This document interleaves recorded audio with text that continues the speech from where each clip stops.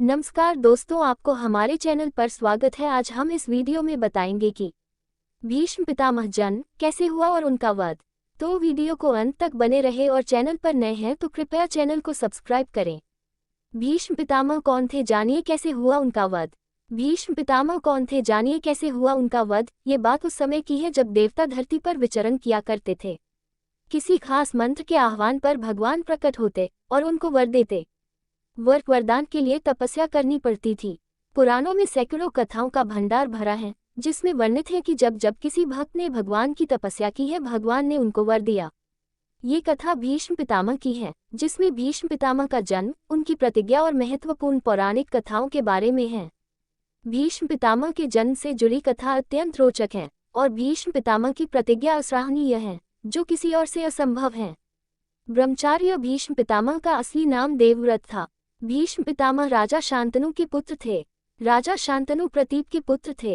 एक बार की बात है, राजा प्रतीप पुत्र प्राप्ति के लिए गंगा के किनारे बैठकर तपस्या कर रहे थे।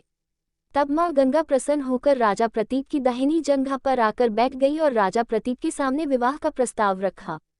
तब राजा प्रतीप ने कहा, गंगा तुम मेरी दाहिनी जंघा पर आकर बैठी हो और दाहिनी जंघा पुत्र का प्रतीक होती है। मैं तुमको पुत्रवधू के रूप में स्वीकार कर सकता हूँ। इसके बाद गंगा वहां से चली गई। समय रहते राजा प्रतीप को एक पुत्र हुआ जिसका नाम शांतनु रखा गया।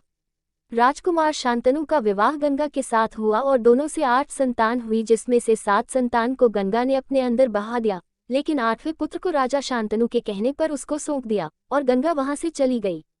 विवाह के समय गंगा ने शांतनु से वचन मांगा कि आप कभी मेरे किसी काम में हस्तक्षेप नहीं करेंगे। जब राजा शांतनु ने 7 पुत्रों की भांति 8वें पुत्र को गंगा में बहाते हुए देखा नहीं गया तो गंगा को टोक दिया। तब गंगा माँ बच्चे को शांतनु को सौंपकर वहां से चली गई। राजा शांतनु ने अपने पुत्र का नाम देवव्रत रखा। आगे चलकर देवव्रत ही भीष्म पितामह बने। किशोर देवव्रत को हस्तिनापुर का युवराज घोषित कर दिया। ये कथा भीष्म पितामह के जन्म के बारे में थी। भीष्म पितामह के पूर्व जन्म की कथा, जिसमें पितामह को एक शाप लगा था। चलिए क्या है ये कथा, जानते हैं। भीष्म पितामह के पूर्व जन्म की कथा। धौ नाम का एक वशु था। एक बार धौ ने ऋषि वशिष्ठ जी की कामधेनु का अपहरण कर लिया। जब ऋषि वशिष्ठ जी को पता चला तो धौ के साथ साथ 7 और वशुओं को मनुष्य बनने का शाप दे दिया। तब 7 वशुओं ने गुरु वशिष्ठ से प्रार्थना की, हे गुरुवर, हमने आपकी कामधेनु का अपहरण नहीं किया, ये दुस्साहस धौ का है, अतः आप हमें शाप से मुक्ति दे दीजिए। तब गुरु वशिष्ठ जी ने कहा कि शाप को निरस्त नहीं किया जा सकता, लेकिन शाप का प्रभाव कम किया जा सकता है। तुम माँ गंगा के पास जाओ और उनसे विनती करो, तुम्हारे दुख का निवारण हो जाएगा, लेकिन धौ को पूरा जीवन मनुष्य बनकर रहना पड़ेगा। सभी वशु गंगा के पास गए और विनती की, हे माँ, हमें मृत्युलोक में जन्म लेने का शाप मिला है, कृपया करके आप हमें अपनी कोख से जन्म देकर अपने में बहा दीजिए। हम इस शाप से मुक्त होना चाहते हैं। इसलिए आगे चलकर गंगा माँ ने जिस 7 पुत्रों को बहाया था, 7 वशु थे। 8वां धौ था, जो भीष्म पितामह के पूर्व जन्म के किरदार थे। भीष्म पितामह की प्रतिज्ञा। बात उस समय की है जब देवव्रत किशोर अवस्था को पार कर चुके थे। एक दिन राजा शांतनु यमुना के किनारे बैठे थे, तभी उनकी नजर एक रूपवती कन्या पर पड़ी। उसका रूप यौवन देखकर राजा शांतनु उससे मन ही मन प्रेम करने लगे। शांतनु ने उसका पीछा किया और उसके घर पर चले गए। राजा शांतनु ने पाया कि विषाद जाति की कन्या, जिसका नाम सत्यवती है। राजा ने सत्यवती से विवाह करने का प्रस्ताव रख दिया। सत्यवती के पिता मान गए, लेकिन एक शर्त के साथ। धीवर ने शर्त रखी कि सत्यवती का पुत्र ही राजकुमार बनेगा। राजा को ये प्रस्ताव मंजूर नहीं हुआ और वापस लौट आए। इसके बाद राजा शांतनु सत्यवती के वियोग में घुटने लगे और दिन ब दिन शरीर से दुर्बल हो रहे थे। देवव्रत को पिता की स्थिति समझ नहीं आई। मंत्रियों से पूछा तो देवव्रत तुरंत धीवर के पास गए और विवाह का प्रस्ताव रख दिया। और वहां पर एक प्रतिज्ञा ली, मैं देवव्रत प्रतिज्ञा लेता हूँ, हस्तिनापुर का युवराज सत्यवती का पुत्र ही बनेगा, मेरी कोई संतान इसके आड़े नहीं आएगी, इसके लिए मैं आजीवन ब्रह्मचार्य रहूंगा। इस प्रतिज्ञा से पिता शांतनु ने देवव्रत को पितृभक्ति से प्रसन्न होकर इच्छा मृत्यु का वरदान दिया। देवव्रत की इसी प्रतिज्ञा को भीष्म प्रतिज्ञा कहते हैं। इसी कारण से देवव्रत का नाम भीष्म पितामह पड़ा। भीष्म पितामह अर्जुन युद्ध। भीष्म पितामह का वध। महाभारत के युद्ध में भीष्म पितामह कौरवों की सेना में प्रधान सेनापति थे। 9 दिनों तक भीष्म पितामह कौरवों के साथ पांडवों के खिलाफ लड़ते रहे। 9वें दिन भीष्म पितामह ने पांडव सेना का काफी संहार किया था। 9वें दिन ही अर्जुन और भीष्म पितामह के बीच में घोर युद्ध हुआ, जिसमें पितामह ने अर्जुन के रथ को झरझर कर दिया।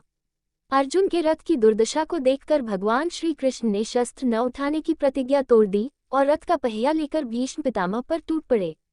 अपनी सेना की दुर्दशा देखकर पांचों पांडवों ने भीष्म पितामह के सामने हाथ जोड़कर खड़े हो गए और भीष्म पितामह से पूछा कि आपकी मृत्यु वध कैसे हो सकती है। भीष्म पितामह कुछ देर सोचने के बाद अपनी मृत्यु का राज पांडवों को बता देते हैं। 10वें दिन एक बार फिर भीष्म पितामह ने पांडवों की सेना को खदेड़ कर रख दिया।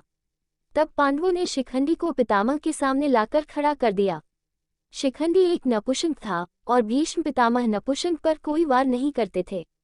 तब पितामह ने अपने हथियार नीचे कर दिए। अर्जुन ने एक के बाद एक अपनी स्फूर्ति से भीष्म पितामह को बाणों की शैया पर लेटा दिया। माघ महीने के शुक्ल पक्ष में भीष्म पितामह ने अपने प्राणों को त्याग दिए। भीष्म पितामह के कुछ विशेष रोचक तथ्य। भीष्म पितामह कोई इंसान नहीं बल्कि एक देव वसु थे। पितामह के दोनों भाई, जो कि शांतनु और सत्यवती से पैदा हुए, उनकी मृत्यु हो गई थी, अर्थात शांतनु का वंश खत्म हो गया था। तब भी भीष्म पितामह ने विवाह नहीं किया। उसके बाद पितामह ने अपने भाइयों की विधवाओं का नियोग प्रथा से संतान करवाई, जिसका नाम पांडु और धृतराष्ट्र रखे गए। मृत्यु के वक्त पितामह की उम्र लगभग 150 वर्ष थी।